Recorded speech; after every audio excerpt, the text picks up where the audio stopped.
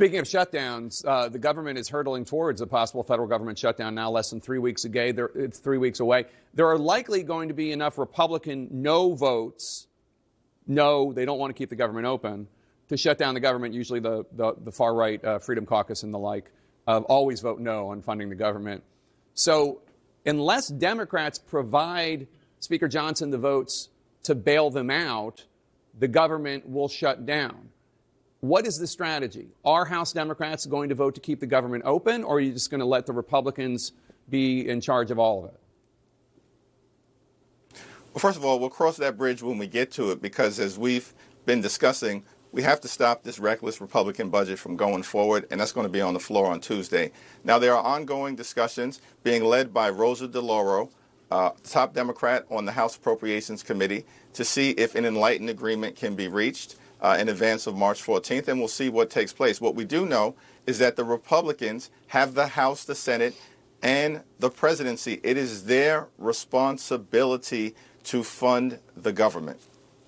Mayor Adams of your home city of New York is under intense scrutiny this week. There's this alleged quid pro quo with the Trump administration. The Trump administration has moved to drop the federal corruption charges against Adams, and this is supposedly done in exchange for cooperation from Mayor Adams when it comes to enforcing procedures against undocumented immigrants. This alleged quid pro quo has been so stark, so upsetting to so many people. 8 federal prosecutors in the Trump administration and 4 city deputies in the Adams administration have resigned over this. I know you've expressed concern about what's going on, but just a yes or no, do you have confidence in Mayor Adams to lead New York City? Eric Adams has the responsibility to decisively convince the people of New York City that he's solely focused on their interests and not doing the bidding of Donald Trump and his administration. You are one of the 2 leaders of the Democratic Party. Is it not important for Democrats, while criticizing Donald Trump for various allegations of corruption, to be able to call it out in their own party?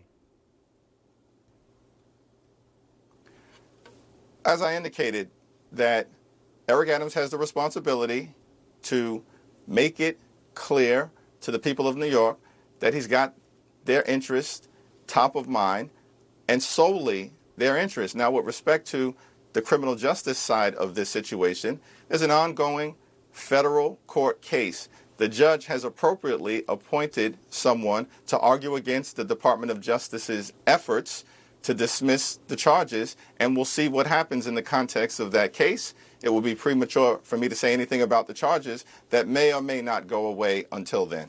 Before we go, Donald Trump made repeated comments this week about possibly serving a third term, calling himself a king in a social media post. Do you take that seriously, or do you think he's just trolling people, trying to get them upset? Listen, Donald Trump is intentionally unleashing extremism and outrageous things on the American people to try to disorient everyday Americans. Donald Trump is not a king.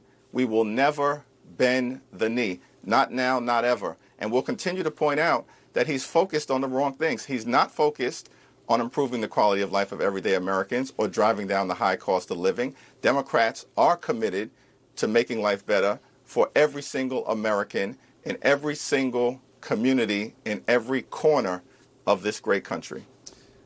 Democratic leader Hakeem Jefferies from the great state of New York, thank you so much. Really, really appreciate it.